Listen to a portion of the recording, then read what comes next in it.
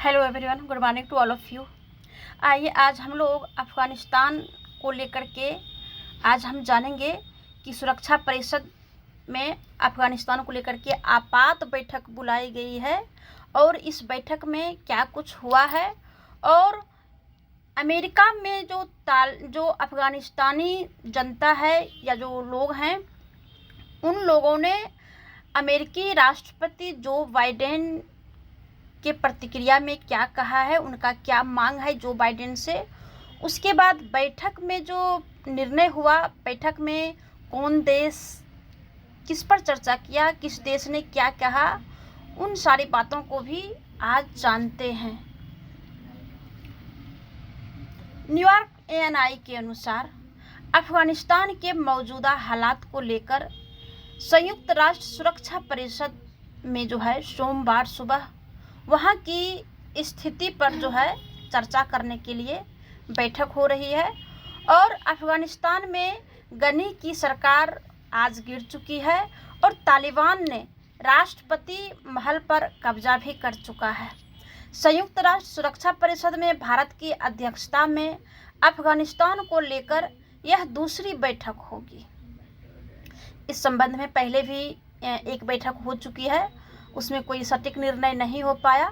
Estonia और Norway ने इस तत्काल सत्र का अनुरोध किया है बैठक के लिए और यह बैठक सोमवार को सुबह 10 बजे स्थानीय समय अनुसार निर्धारित किया गया है और संयुक्त राष्ट्र महासचिव जो हैं एंटोनियो गुटेरेस परिषद को संबोधित भी करेंगे। इसके पहले अफ़गानिस्तान की राजधानी काबुल में तालिबानियों के कब्जे के बाद संयुक्त राष्ट्र के महासचिव एंटोनियो गुटेरेस ने वहां की स्थिति पर चिंता भी जाहिर कर चुकी है। उन्होंने कहा कि संयुक्त राष्ट्र शांतिपूर्ण समाधान में योगदान देने और सभी अफगानों के मानवाधिकारों को बढ़ावा देने के लिए प्रतिबद्ध है।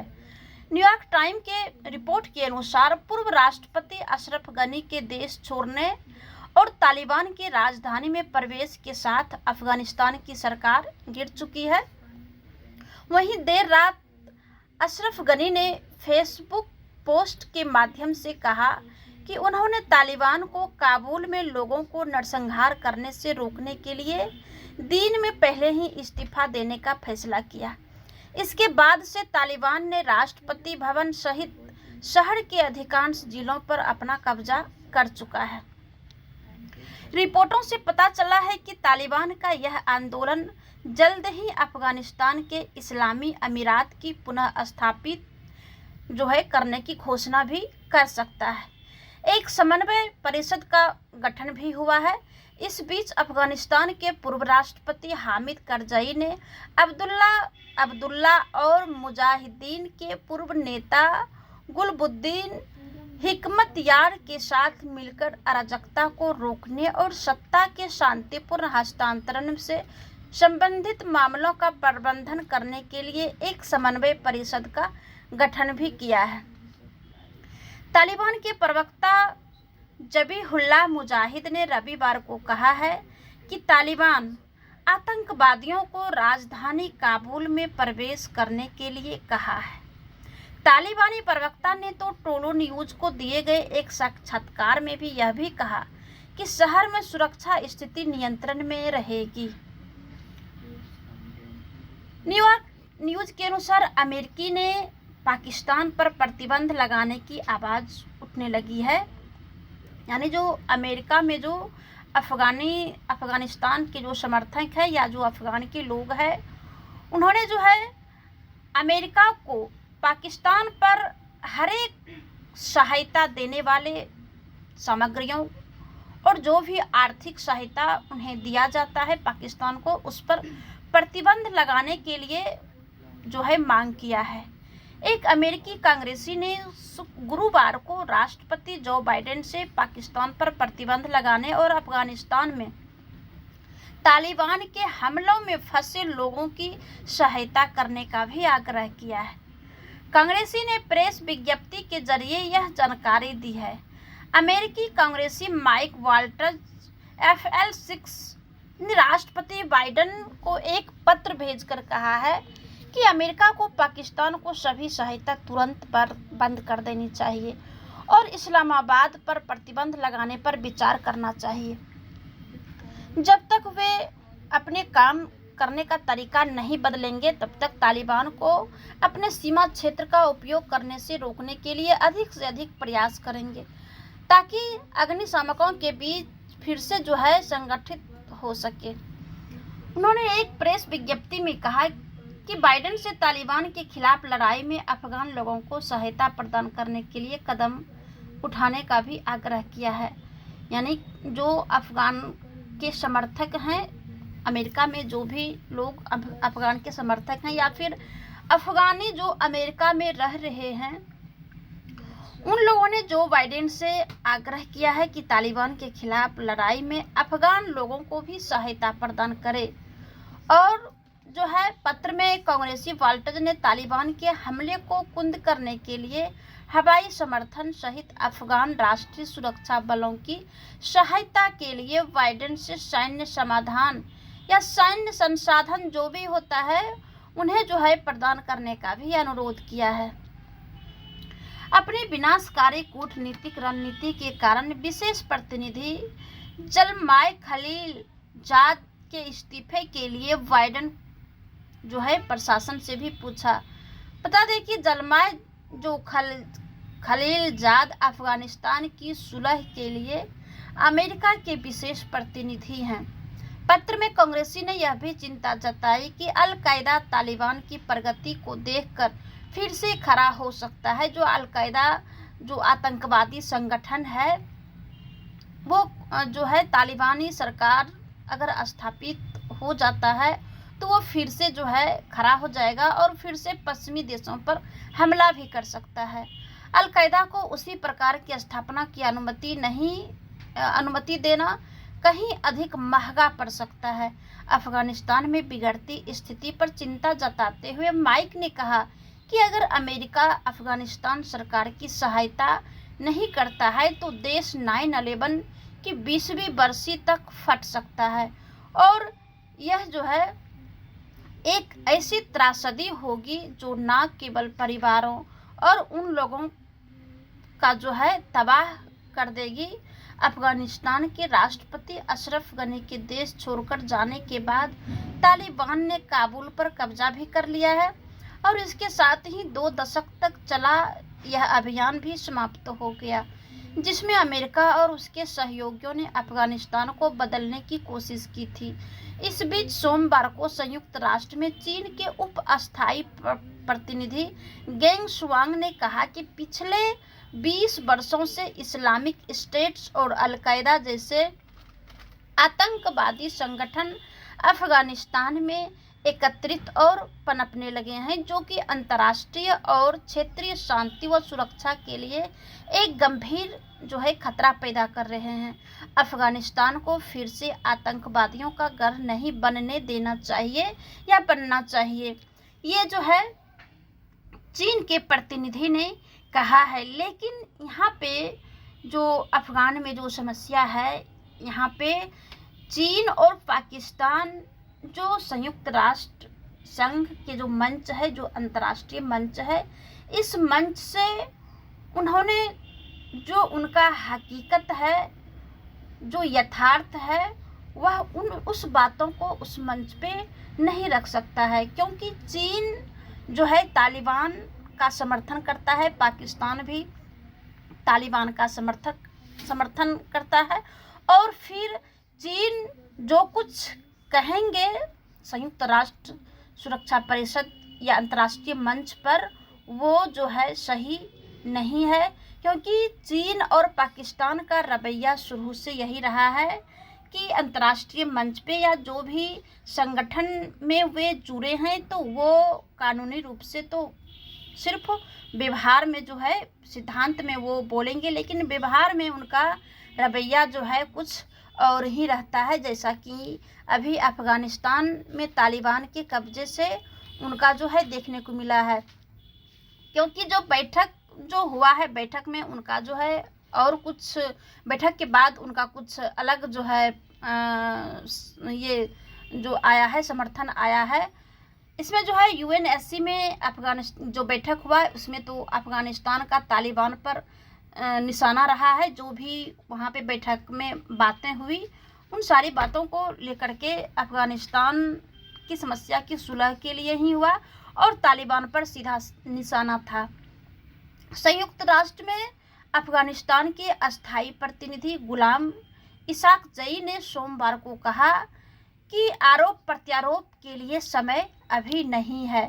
अभी समय आरोप प्रत्यारोप का नहीं है। अभी समस्या जो है समस्या का समाधान करने का समय है और शक्तिशाली सुरक्षा परिषद व संयुक्त राष्ट्र महासचिव एंटोनियो गुटेरेस को ऐसे किसी भी प्रशासन को मान्यता नहीं देनी चाहिए जो ताकत के जरिए स्थापित किया गया हो। ये जो है इन्होंने कहा है कि जो ताकत के जरिए जो शासन स्थापित होता है जैसे तालिबानी संगठन है तो उन्हें जो है अंतर्राष्ट्रीय मंच से जो है जो वहाँ के संयुक्त राष्ट्र के जो महासचिव हैं एंटोनियो गुटेरेस उनको सीधे सीधे कहा कि ऐसे ताकत को प्रशासन जो है मान्यता नहीं देनी चाहिए जो कि ताकत के बल पर शासन को स्थापित करे।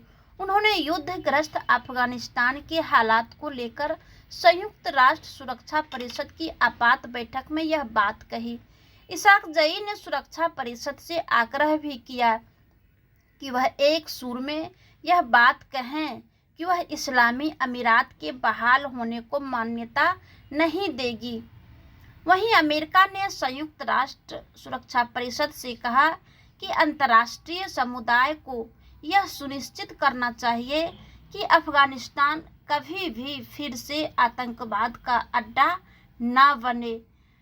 अमेरिका ने अफगानिस्तान के पड़ोसी देशों और उस क्षेत्र के अन्य देशों से देश से भागे अफगानिस्तानियों को शरण देने का भी आग्रह किया है। यहाँ पे मैं कहना चाहूँगी कि अमेरिका जो भी अपना मंतव्य दिया है उस मंतव्य में दो बातें मुझे पता चलता है कि एक तो अंतर्राष्ट्रीय मंच से अफगानिस्तान के बचाव का काम किया, दूसरी बात वो तालिबानी का भी जो है व्यवहारिक रूप से जो है वो समर्थन चाहता है, क्योंकि जो कुछ बोला जाता है तो उसमें कुछ बाहर आता है और जो बात नहीं बोली जाती है वो जो है दिखता है कि इनका क्या कहना है। जैसे कि अमेरिका ने सुरक्षा परिषद में कहा कि अंतर्राष्ट्रीय समुदाय को यह सुनिश्चित करना चाहिए कि अफगानिस्तान कभी भी फिर से आतंकवाद का अड्डा ना बने।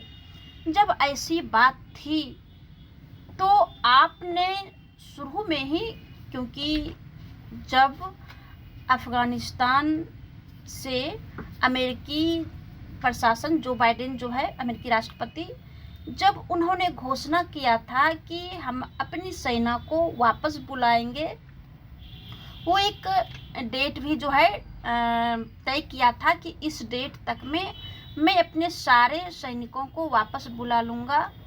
तो उसके पहले कहा जाता है कि तालिबान से जो है उनका बातचीत भी हुआ था। तो जब तालिबान से जब बातचीत हुआ तो क्या बातचीत हुआ, और फिर आपने सैनिक को यहाँ से इतनी जल्दीबाजी नहीं करनी चाहिए थी जो कि जो बाइडेन सरकार ने किया। और इन्हें ये भी पता था कि जब अमेरिकी सैनिक को जो बाइडेन प्रशासन जब वापस बुलाएंगे तो अफगानिस्तान की हालात कुछ इस तरह होगा जो कि अभी हुआ है। तो फिर कोई भी देश अंतर्राष्ट्रीय मंच पे इस तरह की बातें अगर करते हैं तो इसमें दो बातें आता है कि सिद्धांत में कुछ और है और फिर व्यवहार में कुछ और ही है। और यहाँ पे भारत चुप है। यहाँ पे भारत इसलिए चुप है कि वो अफगानिस्तान की स्थिति को देख रहे हैं और स्थिति परिस्थिति के अनुसार भारत जो है कुछ करेंगे, क्योंकि भारत ने कई अरब डॉलर जो है अफगानिस्तान में अपना इन्वेस्ट कर चुका है, कई परियोजनाएं चल रही है। तो इतने सारे इन्वेस्टमेंट के बाद अगर तालिबान सरकार ही स्थापित होगा तो मुझे लगता है कि वहाँ पे शांति बहाल करने का भी आग्रह कर तो रहे हैं और फिर आगे भी करेंगे। और मुझे लगता है कि तालिबान से भी इन्हें जो है समन्वय करना होगा। तो चलिए आगे देखते हैं क्या होता है कि संयुक्त राष्ट्र में अमेरिकी राजदूत लिंडा थॉमस ग्रीनफील्ड्स ने सुरक्षा परिषद की बैठक में कहा कि आज मैं फिर से जोर देकर यह बात कहती हूँ और इस आह्वान को दोहराना चाहती हूँ कि पत्रकारों और गैर लड़ाकों सहित नागरिक आबादी को संरक्षित किया जाना चाहिए। नागरिकों या उनकी संपत्तियों पर हमले बंद होने चाहिए। सभी अफगान नागरिकों, विशेष रूप से महिलाओं, लड़कियों और अल्पसंख्यक समूहों के सदस्यों के मानवाधिकारों व मौलिक स्वतंत्रता का सम्मान किया जाना चाहिए। हम सभी पक्षों से आतंकवाद को रोकने की भी अपील करते हैं। ये जो है अमेरिकी राजदूत का कहना था। अफगानिस्तान मामले पर भारत की अध्यक्षता में सोमवार को आयोजित 15 सदस्यीय सुरक्षा परिषद की बैठक में उन्होंने यह बात कही। 15 सदस्यीय सुरक्षा परिषद वो है जिसमें कि 5 अस्थायी सदस्य है और 10 अस्थायी सदस्य है। 5 अस्थायी सदस्य वो है जो शक्तिशाली है, जिसे कि वीटो पावर प्राप्त है, जिसमें अमेरिका, रूस, चीन, ब्रिटेन और फ्रांस, इन 5 देशों को अस्थायी सदस्य मिला हुआ है। तो उन्होंने हम सभी पक्षों से आतंकवाद को रोकने का भी आह्वान करते हैं और हम सभी को यह सुनिश्चित करना चाहिए कि अफगानिस्तान कभी भी आतंकवाद का अड्डा ना बने। उन्होंने कहा कि अमेरिका अफगानिस्तान के पड़ोसी देशों, उस क्षेत्र के अन्य देशों और दुनिया के तमाम देशों से आग्रह करते हैं कि वे देश से भागे अफगानिस्तानियों को शरण भी प्रदान करें। अब जो अफगानिस्तान में सरकार गिर चुकी है, वहाँ की राष्ट्रपति जो है अफगान छोड़ के चले भी गए हैं और उसके बाद जो दिन भर में जो बातें निकल के आई, सारे देशों ने अपने अपने नफा नुकसान को देखते हुए जो बातें कही है, उन बातों को आइए हम जानते हैं। सबसे पहले चीन ने अपना बयान जारी किया है जिससे ये साफ है कि वो तालिबान की सरकार को मान्यता देने के लिए तैयार है। क्योंकि मैं पहले ही बता चुकी हूँ कि कोई भी देश है जो अंतर्राष्ट्रीय मंच से सैद्धांतिक रूप में कुछ और बोलते हैं और व्यवहार में उनका जो मंशा है वो कुछ और है, जैसा कि चीन के बयान से पता चला है। चीन के विदेश मंत्रालय की प्रवक्ता हुआ चुन इंग ने अपने बयान में कहा कि चीन को उम्मीद है कि तालिबान अफगानिस्तान में खुली और समग्र इस्लामिक सरकार की स्थापना के अपने वादे को निभाएगा और बिना हिंसा और आतंकवाद के शांतिपूर्ण तरीके से सत्ता हस्तांतरण सुनिश्चित करेगा। अब यहाँ पे चीन की रवैया जो है 2 तरह का निकल के आता है। एक तो अंतर्राष्ट्रीय मंच पे जाके कहा कि ऐसा नहीं होना चाहिए, सो अफगान सरकार की जो है सुरक्षा होनी चाहिए और वहाँ पे अफगानिस्तान सरकार जैसा स्थिति था वैसा जो है वहाँ पे बहाल होना चाहिए। इसके लिए सारे देशों को एकजुट होकर के काम करना चाहिए। लेकिन मंच से बाहर उनका बयान आता है कि हमें विश्वास है कि तालिबानी सरकार को मान्यता भी देता है और दूसरी बात ये भी कहता है कि वो अपनी सरकार को स्थापना करने का जो वादा किया था वो वादे पूरे करेंगे और बिना हिंसा और आतंकवाद के। और फिर ये बिना हिंसा और आतंकवाद, एक ये जो 2 वर्ड है इसे जो है सिर्फ सैद्धांतिक रूप से ये बातें को इसमें डाला गया है, क्योंकि सभी को पता है कि तालिबान खुद ही एक आतंकवादी संगठन है, क्योंकि ये तालिबान का जो है रवैया ही जो है व्यवहार ही है। और इसे ये भी पता है कि तालिबान में अगर आतंकवादी कोई अदर संगठन वहाँ पे पनपता है और उसे जो है पनाह अगर देता है तो उससे किस देश को हानि है और किस देश को लाभ है। तो यहाँ पे सारे देश जो है अपना नफा नुकसान को देखते हुए अपना बयान जारी करते हैं, और इस समय भारत चुप है और चुप रहने का बहुत वजह है जो आगे बात करेंगे। दूसरी बात है कि पाकिस्तान ने भी तालिबान के प्रति समर्थन जाहिर किया है। वहां के विदेश मंत्री शाह महमूद कुरैशी ने कहा है कि अफगान में राजनीतिक समाधान खोजने के लिए पाकिस्तान अंतर्राष्ट्रीय समुदाय के साथ एक ही रास्ते पर खड़ा है। क्या कहा है कि समय आने पर पाकिस्तान तालिबान सरकार को अंतर्राष्ट्रीय सहमति भी दिलाएंगे और जमीनी हकीकत और पाकिस्तान के राष्ट्रीय हितों के अनुरूप मान्यता भी प्रदान करेगा। तीसरी बात है कि अफगानिस्तान के काबुल एयरपोर्ट पर स्थानीय लोगों की भारी भीड़ देखी गई, जो कि देश से भागने के लिए जो है यहाँ पे एकत्रित हुए थे। स्थानीय लोगों के भीड़ को नियंत्रित करने के लिए अमेरिकी सैनिकों ने गोलीबारी भी कर दी, जिसमें कि 5 लोगों की मौत भी हो गई। इसके बाद पता चला कि एयरपोर्ट को ही जो है बंद करना पड़ा।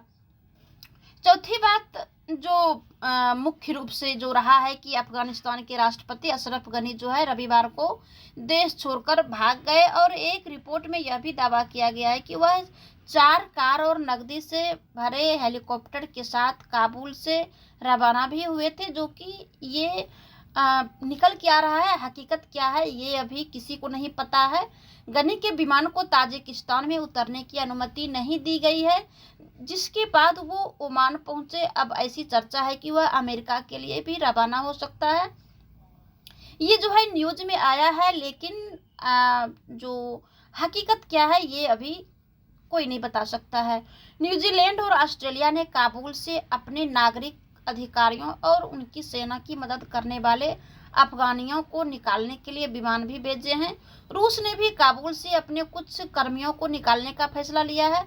वहीं सऊदी अरब ने भी यहां से अपने नागरिकों को निकाल लिया है, और भारत जो है पहले ही एक विमान भेज करके वहां से सारे लोगों को जो है अधिकारियों और जितने भी वहां पे भारत की जनता थी वहां से निकलने का आग्रह कर चुके हैं। छठी बात निकल के सामने आई कि अफगानिस्तान का जो सैन्य विमान है वो उज्बेकिस्तान में क्रैश हो गया है। विमान पर गैर कानूनी तरीके से उज्बेकिस्तान की सीमा में घुसने का आरोप लगा है। इसमें 2 अफगानी सैनिक भी मौजूद थे जो अस्पताल में अभी भर्ती है, उनका इलाज चल रहा है।